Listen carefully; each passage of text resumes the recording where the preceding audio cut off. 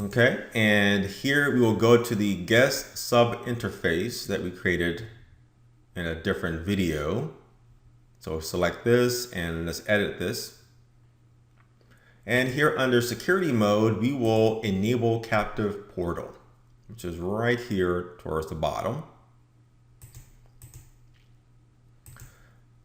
Okay, so once we actually do that, we can select our guest group, which is based on our local counts.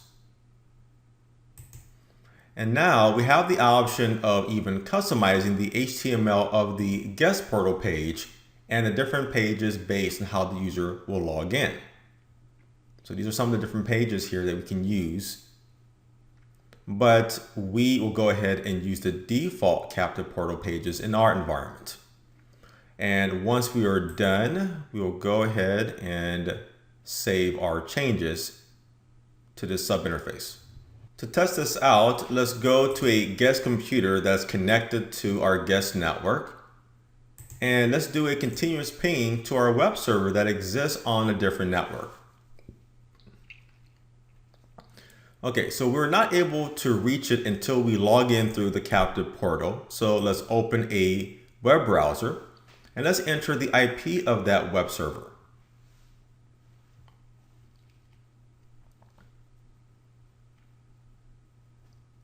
Okay, and of course doing that will redirect us to the captive portal. So let's log in using our provided guest account. So that will be our email address for the username.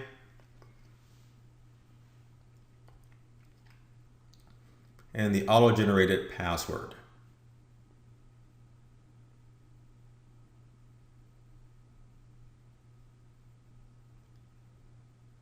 Okay, so now we're logged in, but we are not able to access that web server.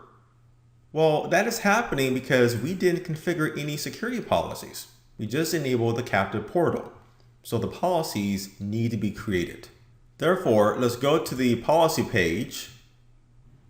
Let's create a new policy.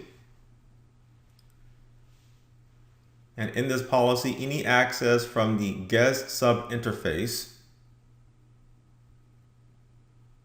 okay, talking to any device on our LAN, which is where our server farm exists, will be allowed if the source address comes from the guest network. So we need to go up here and create a new object that will contain the guest subnet.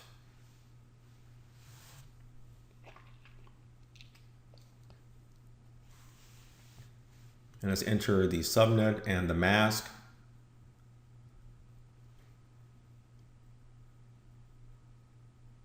And say OK. And for the destination, we will select our user and server network group. This is right here. And of course, we will only allow it for HTTP and ping services. So our guest users can be able to ping and access any HTTP web interface that exists on the user or the server network. And of course, very important, we do not want NAT translations between our internal networks. And that is it. Now let's go ahead and let's add this new policy. With that policy created, let's go back to our computer, and now we're able to reach that web server, including its web page. So once again, it's important to also add the necessary policies, especially if you're connecting to different networks or on different interfaces on the firewall. We can monitor these connections and we can know who is logged in as a guest user by going to the firewall monitor page, which is right here. Let's go to firewall.